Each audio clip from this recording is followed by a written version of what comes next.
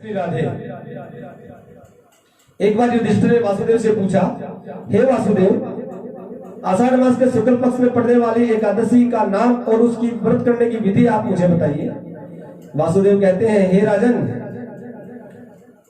आषाढ़ मास के शुक्ल पक्ष में पड़ने वाली एकादशी का नाम देवसैनी एकादशी है और देवसैनी एकादशी से लेकर प्रबोधनी एकादशी तक जो ये 4 महीने होते हैं, इस 4 महीने को हम चौमासा कहते हैं।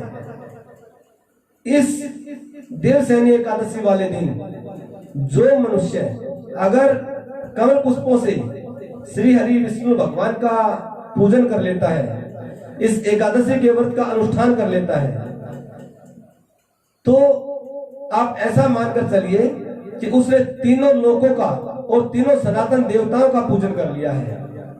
देवसैनी एकादशी वाले दिन श्री हरि विष्णु भगवान का जो एक स्वरूप है वो राजा बलि के यहाँ रहता है और दूसरे स्वरूप में विष्णु भगवान क्षीर सागर के मध्य शेषनाग की सैया पर शयन करते हैं।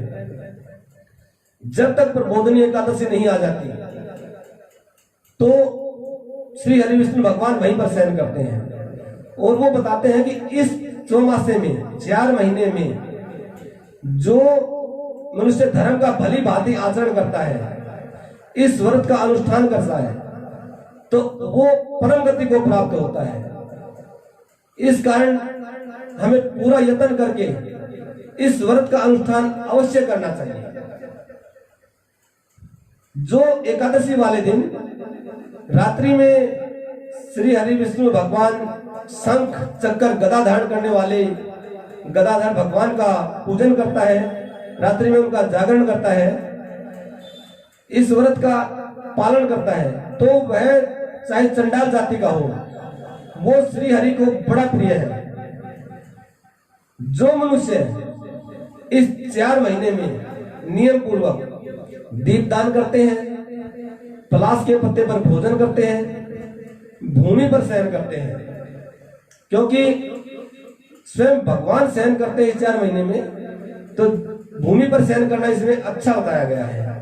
जो इस नियम से पूरे व्रत का अनुष्ठान करते हैं वो भगवान को बड़े प्रिय लगते हैं। सावन में हमें साग का त्याग कर देना चाहिए, भादों में हमें दही नहीं खानी चाहिए और जो कुआर का महीना है ना, उसमें हमें दूध का त्याग कर देना चाहिए और जो चौथा महीना है कार्तिक, उसमें हमें दाल का त्याग कर देना चाहिए। जो भी दालें हैं उनका हम त्याग कर दें। जो इन चारों चीजों का 4 महीनों में त्याग करता है अथवा ब्रह्मचर्य का पालन करता है, वो बड़ी पुण्य गति को प्राप्त होता है। इसलिए हमें ये पूरा प्रयत्न करना चाहिए कि बिना भूले हुए हम इस व्रत को अच्छे से पालन करें, अनुष्ठान करें। जो व्यक्ति इन 4 महीनों में पालन करता है, एकादशी का पूजन करता है, वो भगवान हरि को प्रिय है। और इस एकादशी में जो ये 4 महीने हैं, इनमें दोनों पक्ष की एकादशी, शुक्ल पक्ष और कृष्ण पक्ष, ये हमें अवश्य करनी चाहिए। हाँ, गृहस्थों के लिए भगवान कहते हैं कि गृहस्थों के लिए इन 4 महीनों के अतिरिक्त जो कृष्ण पक्ष की एकादशी है उनका त्याग किया जा सकता है। इसलिए हमें देवसैनी एकादशी का व्रत अवश्य करना चाहिए। इस व्रत को करने से हमारे सब पापों का शमन हो जाता है और परम गति को प्राप्त होते हैं। जय जय श्री राधे, जय जय श्री राधे। हर हर महादेव। आगे भी महाराज जी के श्रीमुख से कथा प्रसंगों एवं विशेष उपाय को जानने के लिए महाराज जी के YouTube चैनल को लाइक, सब्सक्राइब और शेयर करें और बेल आइकन अवश्य दबाएं।